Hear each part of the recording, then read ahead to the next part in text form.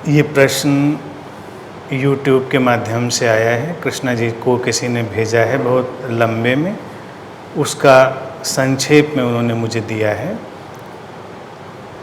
लिखते हैं, मित्र, मेरी समस्या आध्यात्मिक नहीं है बल्कि व्यक्तिगत है, लेकिन उसने मेरे जीवन को असंतुलित कर रखा है। मैं पेशे से इंजीनियर हूँ, शादीशुदा हूँ। मैं जहाँ काम करता हूँ वहाँ एक कर्मचारी महिला है जिसके प्रति मैं इतना आकर्षित हूँ कि दिन में एक बार उसका चेहरा देखे बिना रह नहीं पाता। वो मुझे पिता तुल्य मानती है, लेकिन मैं उसके प्रति शारीरिक रूप से आकर्षित हूँ। मैंने एक बार अच्छे शब्दों में उसके सामने निवेदन भी किया, लेकिन शायद वो समझ नहीं पाई। कृपया बताएं कि इस जन्म में मेरा उससे शारीरिक संबंध होगा कि नहीं। क्या ये किसी ग्रहदशा के कारण है? अगर है तो ये कब तक रहेगा? मैं करीब 140 ज्योतिषियों से मिल चुका हूं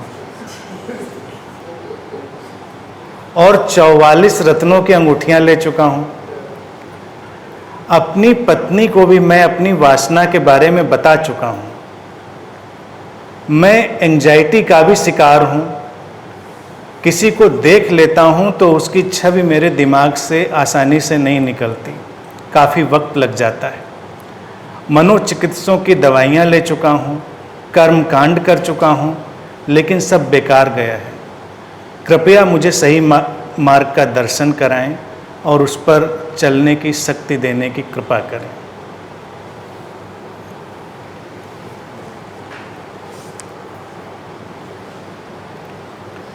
ऐसा प्रश्न पहली बार मेरे पास आया।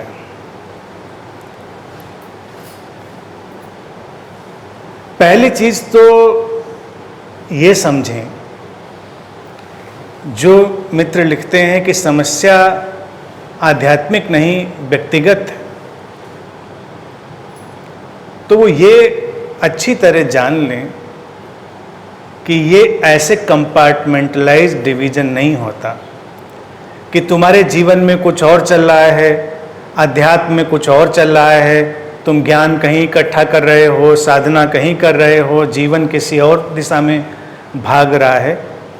ऐसे नहीं होता है अध्यात्म। जो तुम्हारी मौलिक समस्या है, जिससे तुम उलझे हुए हो, जिससे तुम विचलित हो, परेशान हो, वही तुम्हारी आध्यात्मिक समस्या है। अपना सारा ज्ञान, ध्यान, साधना सब तुम उठाकर किनारे कर सकते हो। अपनी जो ओरिजिनल प्रॉब्लम है उस पर फोकस करो। अब समस्या तुम्हारी ऐसी है कि जिसका किसी भी गुरु के पास समाधान तुमको मिलेगा नहीं, ज्योतिषियों के पास तुमको मिला नहीं, रत्नों से तुमको मिला नहीं, मिलेगा भी नहीं। हम अपने जीवन के उलझामों में किसी और को क्यों उलझाएं?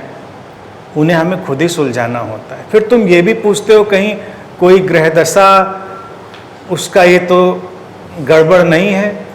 अब तुम अपने पचड़ों में ग्रहों को भी उलझाना चाहते हो। ग्रह नक्षत्र बेचारे निर्दोष हैं, इनोसेंट हैं। वो इंसान के ऐसे मामलों में कोई हस्तक्षेप नहीं करते। ये हमारा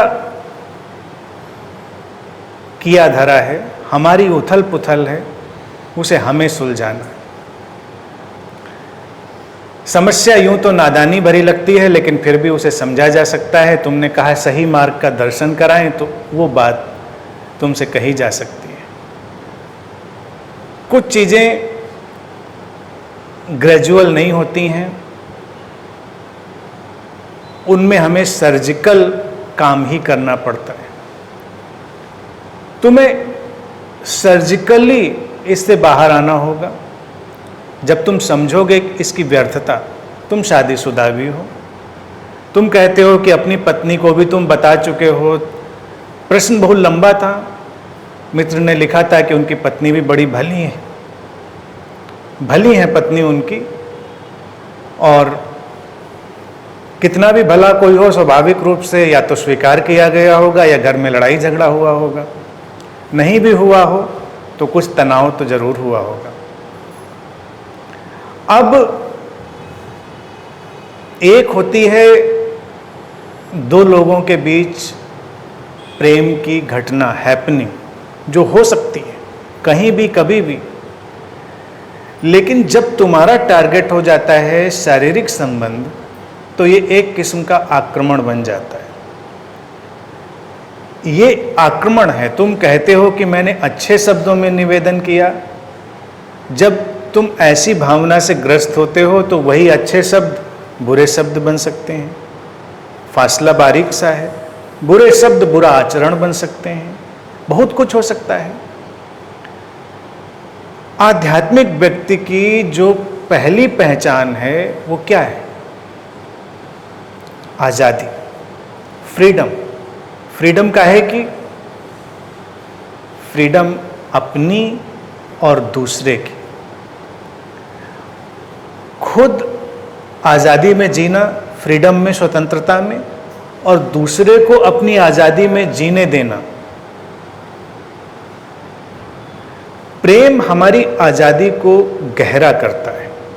लेकिन प्रेम में जब तुम्हारी वासना शामिल होती है, तुम उसको अपना लक्ष्य बनाते हो, तो ये आजादी को खत्म करने की एक प्रक्रिया बन जाती है। और तुम देखो कि तुमने दूसरे की आजादी पे परोक्ष अपरोक्ष, डायरेक्ट इनडायरेक्ट हमला कर ही दिया है, लेकिन उसने तुम्हारी अपनी आजादी भी छीन ली। तुम कहते हो कि मैं दिन में एक बार चेहरा ना देखूं तो मुझसे रहा नहीं जाता। चली गई तुम्हारी आजादी। ऑब्सेशन क्यों? तुम्हारे अंदर ये जो ऑब्सेशन आ रहा है, इस ऑब्सेशन ने तुम्हारी स्वतंत्रता को, तुम्हारी फ्रीडम को तुमसे छीन लिया। इसी का बाई प्रोडक्ट बना तुम्हारा वो मेंटल डिसऑर्डर जिसकी तुम चर्चा करते हो, कि तुम किसी भी व्यक्ति को देख लेते हो, कोई इमेज तुम्हारे अंदर आ जाती है और फिर वो निकलती नहीं, वो घुमड़ती रहती है, घूमती रहती है। तुमने साइकेट्रिस्ट्स को भी दिखाया, तुमने दवाइयाँ भी ली, फिर तुम्हारी दवाइयाँ बंद भी हो गईं, लेकिन वो तुमको परेशान किए रहती है चीज़। और इसी ऑब्सेशन का जो चेन रिएक्शन है वो ये है कि तुम 140 ज्योतिषियों से मिल लिए। गिनती भी तुमने अच्छे से याद रखी। जब तक मेरे पास प्रश्न आया है, हो सकता है संख्या तुम्हारी बढ़ गई हो, क्योंकि भारत में ज्योतिषियों की कमी नहीं है। अब 44 रत्नों के तो नाम मुझे भी नहीं पता कि कितने रत्न होते हैं। तुम लिखते हो 44 रत्नों की अंगूठी ली हैं, तुम उनकी एग्जीबिशन लगा सकते हो। थोड़ी और कलेक्ट कर लो,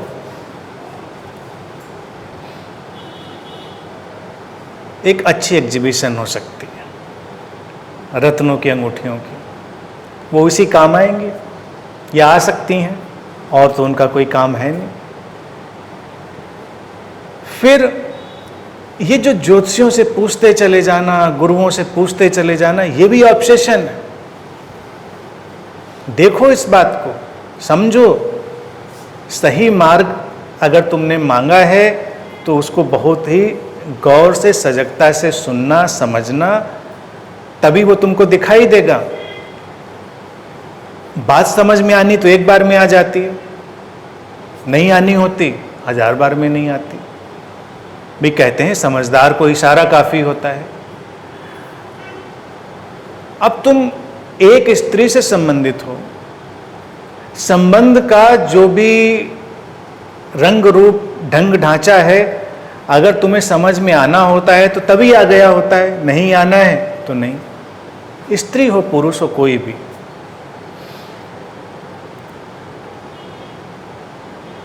अलग अलग तुम अगर अपने इस दौड़ में भागने लगो तो उसका ये नतीजा तो नहीं होगा कि तुमको कुछ अलग पता चलेगा, तुमको कोई नई चीज नहीं पता चलेगी।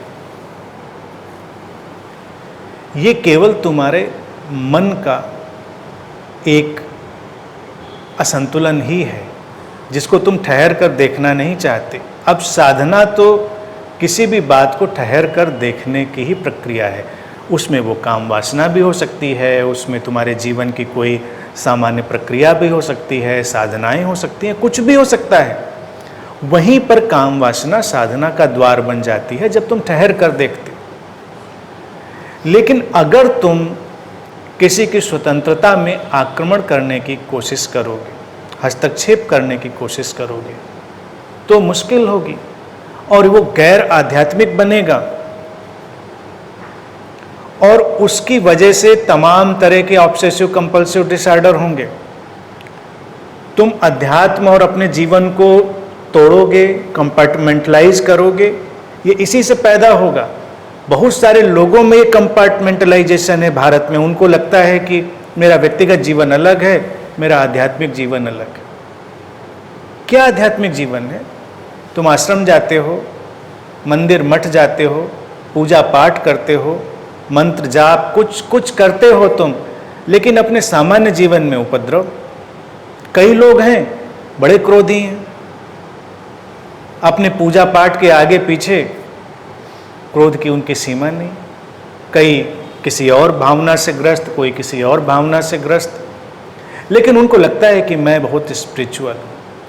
लेकिन ऐसे लोगों पे एक गुण और तुमको देखने को मिलेगा कि वो ऑब्सेसिव स्पिरिचुअलिटी होती है। जैसे कि उनको मंदिर जाना है तो जाना है, उनको ध्यान करना है तो करना है, उनको जो करना है बहुत जोर शोर से करना है। और एक किस्म से हमारे मन का ये भी आक्रमण है, जिसको हम कहते हैं कि ये मेरी शिद्दत है भावना की, वो भावना की शिद्दत कम, आक्रमण ज़्यादा बन जाता है। ध्यान बहुत सॉफ्ट है, स्पिरिचुअलिटी अध्यात्म बहुत कोमल है।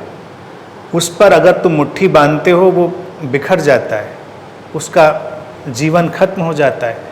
जीवन के जितनी भी खूबसूरत चीज़ें हैं उन पर तुम मुट्ठी नहीं बांध सकते। एक फूल भी तुम हाथ में लो, अगर कस के पकड़ोगे वो ख़त्म हो जाएगा।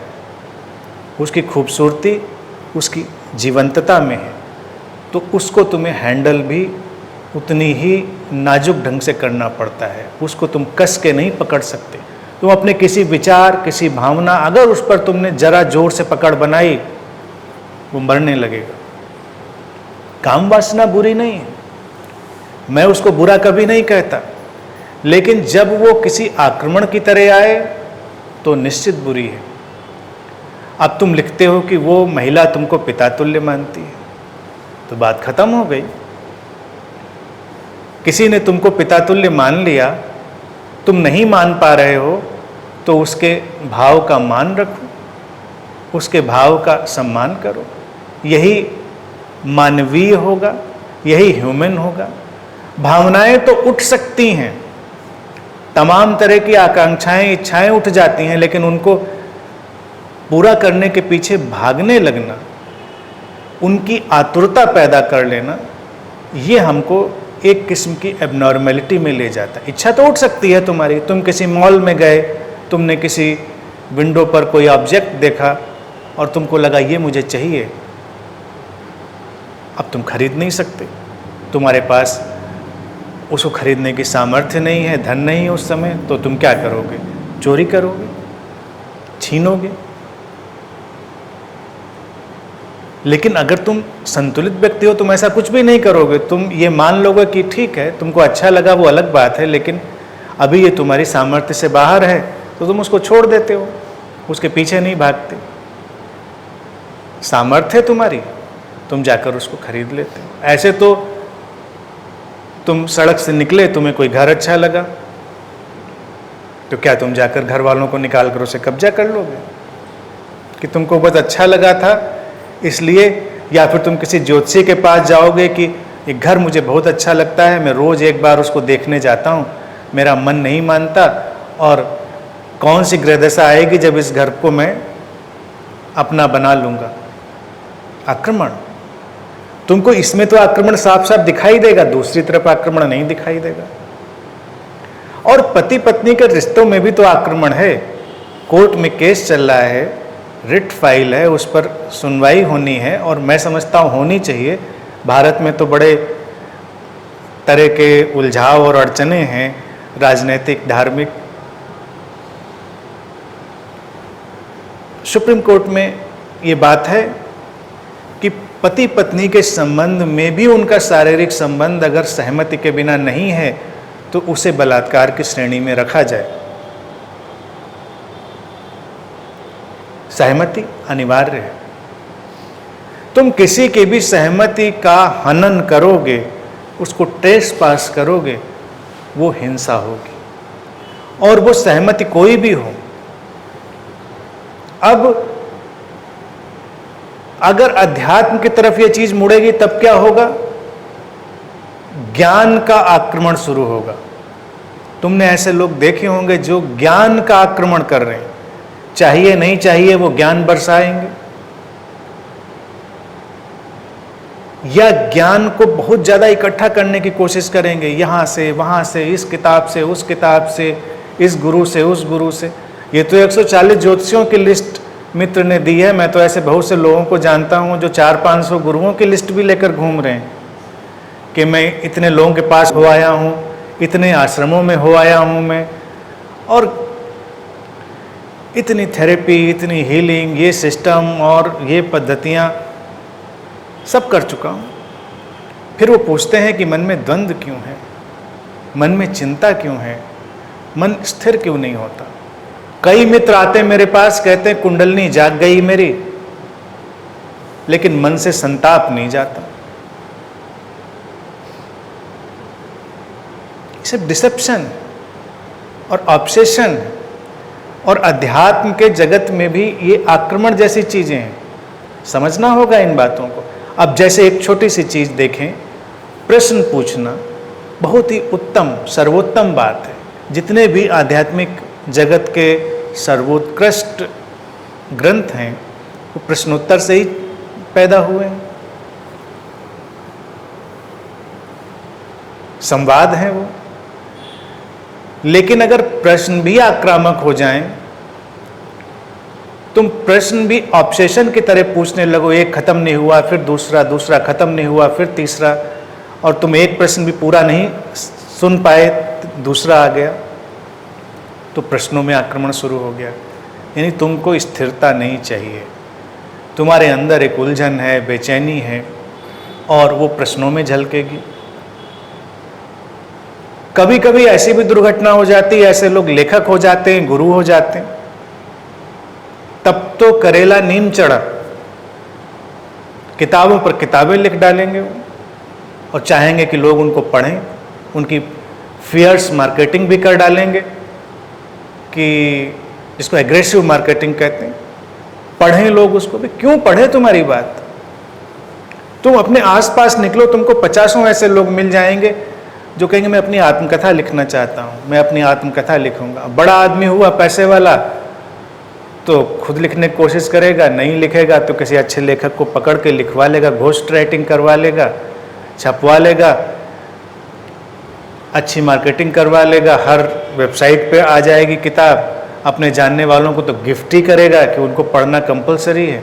हर पार्टी में उनको बुलाकर पूछेगा कि भाई पढ़ी तुमने? अब बड़ी बड़ी पार्टी देगा, खिलाएगा पिलाएगा, तुमसे पूछेगा कि मेरी किताब पढ़ी? अब तुम धर्म संकट में पढ़ोगे, एक बार तुम कहोगे नहीं पढ़ी, फिर दूसरी बार तुम कम से कम 4-5 पन्ने पढ़ के जाओगे। एक बड़े बिजनेस टाइकून लखनऊ में है, बहुत बड़ा नाम, तो स्कैम में भी फंसे हैं, जेल भी रहे आए, सारा उनका काम धाम वैसे ही चलता है। उन्होंने भी 2-4 किताबें लिख डाली। उनके एम्प्लॉय के लिए कंपलसरी है कि उनके एम्प्लॉय उनकी वो किताबें पढ़ें और पढ़ के कोट करें, बताएं।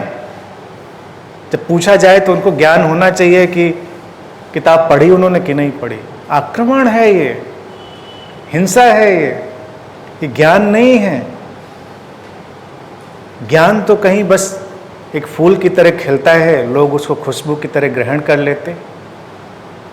कई गुरुओं को देखो, काम तो शांति का कर रहे हैं, वो कहते हैं कि भाई लोगों में जागरण लाना है तो ज्ञान तो देना है, लेकिन ज्ञान देने में आक्रामक है कि सबको देना है, बदलना है, पहुंचाना है, घर घर में पोस्टर पहुंचा देना है, पर्चा डाल देना है सबके घर के अंदर से, और आते जाते सड़क पे कोई मिले तो उसको पकड़ा देना है।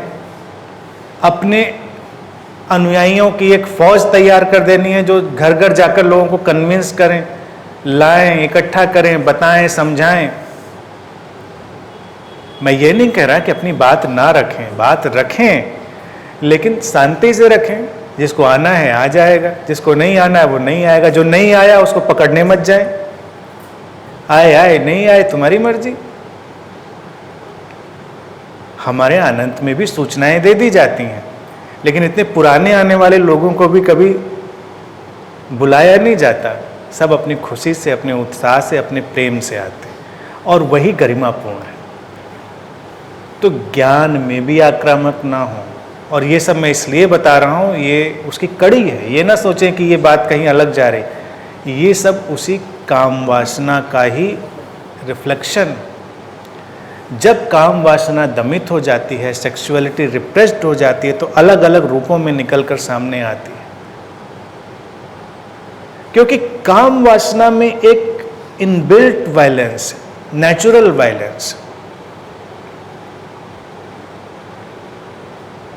नेचर वायलेंस नहीं चाहती है, लेकिन नेचर अपनी कंटिन्यूटी चाहती है। तो उसने उसमें एक ऐसा दबाव निर्मित किया है भावना में कि व्यक्ति उसके दबाव में कार्य करता ही है।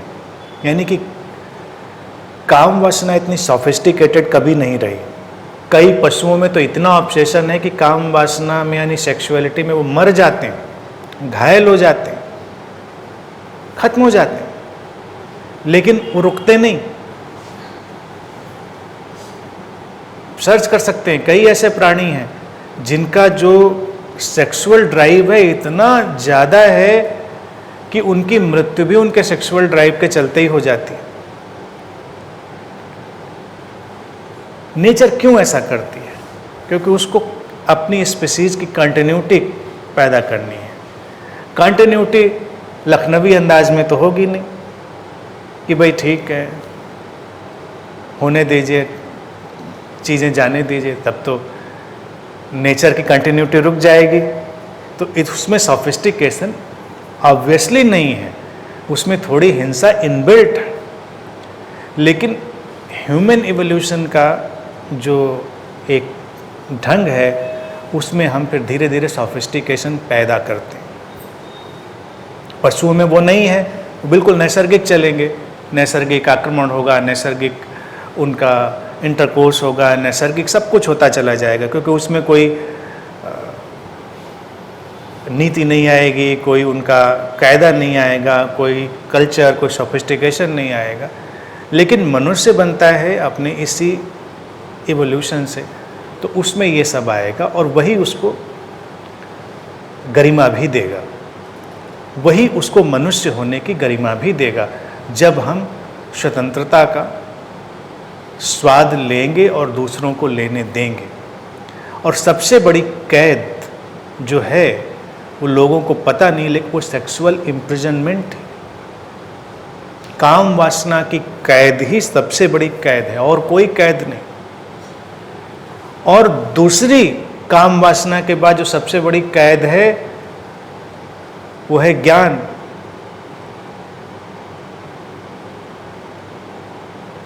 शिव सूत्रों में भगवान शिव भी इस बात को कहते हैं कि sex and knowledge are deepest bondage. सबसे गहरे बंधनों में से हैं सेक्स और ज्ञान। अब दोनों कहाँ से जुड़ जाते हैं एक दूसरे में, ये सोचने की बात है। कई बार लोगों को लगता है कि क्या अलग अलग होना चाहिए। अक्सर ऐसा देखा गया है, जो व्यक्ति बहुत काम वासना से भरा होगा वो बहुत ज्ञानी होने की क्षमता अर्जित कर लेगा। या समाज के बहुत ज्ञानियों और प्रतिभाशाली लोगों को अगर आप देखेंगे तो वो बहुत ज़्यादा सेक्सुअली एक्टिव पाए जाएंगे। लोगों को हैरानी होती है, ये इतना टैलेंटेड आर्टिस्ट, ये इतना टैलेंटेड वैज्ञानिक, ये इतना टैलेंटेड राइटर, ये इतना टैलेंटेड व्यक्ति, और इतना फ्रिवोलस है अपने रिलेशंस में, इतने इसके रिलेशंस बनते हैं, बिगड़ते हैं। लोगों को समझ बात नहीं पड़ती, लेकिन उसकी इक्वेशन है।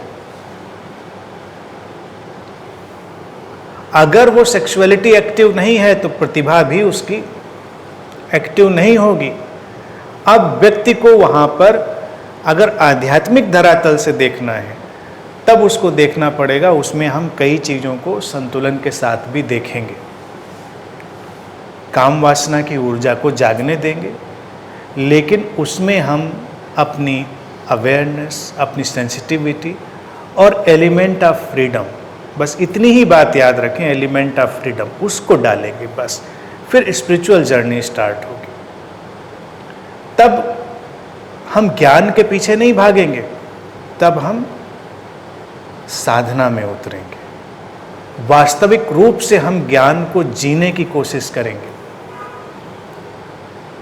कई लोग ज्ञान इकट्ठा करते करते विक्षिप्त हो जाते, बहुत ज्ञानी है, तुम जिस विषय पर बात करो उस पर ही वो बोलेंगे, बहुत इकट्ठा कर लिया है, लेकिन उसका अंतिम परिणाम, एंड रिजल्ट, एबनॉर्मलिटी ही होती। अक्सर बहुत मौकों पे तुम इतिहास के पन्ने पलट कर देख सकते हो। तो इकट्ठा किए हुए ज्ञान का तो कोई मूल्य नहीं, तुम कितने भी ज्ञानी हो। उसी ज्ञान का मूल्य है जिसको तुम जी पाते हो, जिसको तुम जीते हो।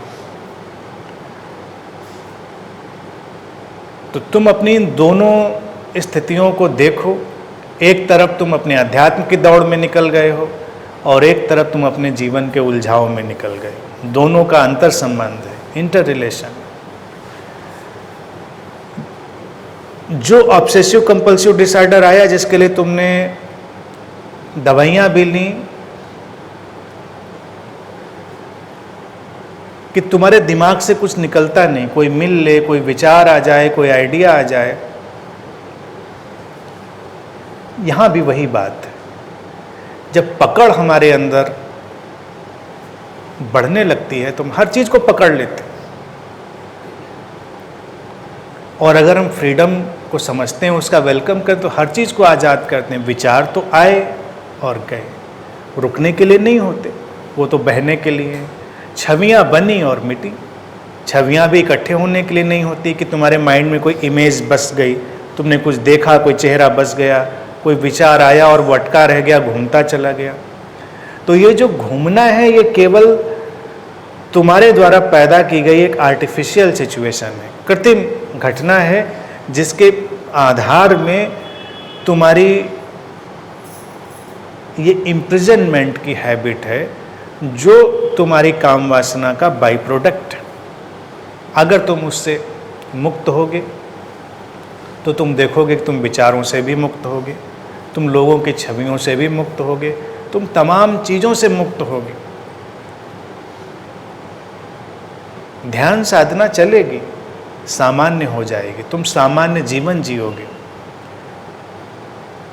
तो इस सिनेरियो में मेरा मार्गदर्शन बिल्कुल सीधा सटीक है। तुम पूरी तरह इस परिदृश्य से बाहर हो जाओ, तुम्हारे लिए यही उचित है।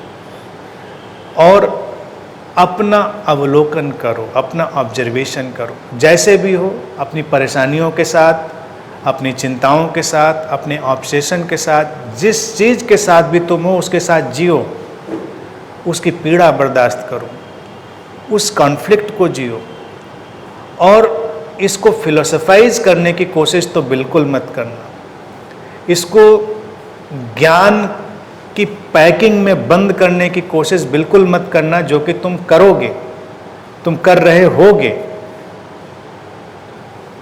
जितना प्रश्नों का विस्तार मेरे पास आया है, उससे संक्षेप में जो प्रश्न निकला है, उससे मैंने यही देखा कि तुम उस पर ज्ञान की कोटिंग भी लगा रहे हो, नॉलेज की कोटिंग भी लगा रहे हो। उस सबको हटा दो, प्लेन स्ट्रेट नेकेड ट्रुथ के साथ रहो।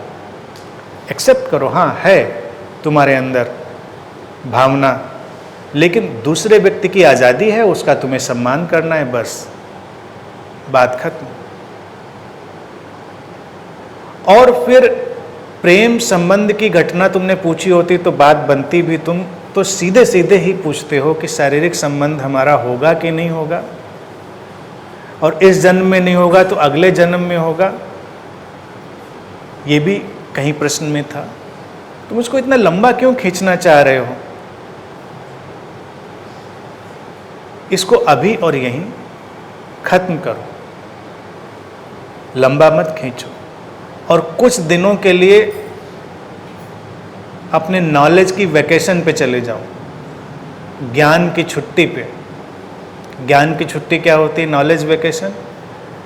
कि कुछ दिनों ज्ञान इकट्ठा करना बंद कर दो, कम से कम 3 महीने डी एडिक्ट होने के लिए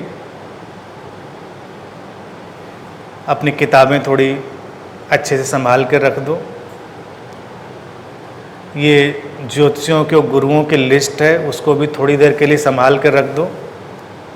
3 महीने के लिए एक अपने self created de addiction schedule में चले जाओ। बिना ज्ञान के रहो, शांति से अपने सारे दैनिक काम करो, शांति से।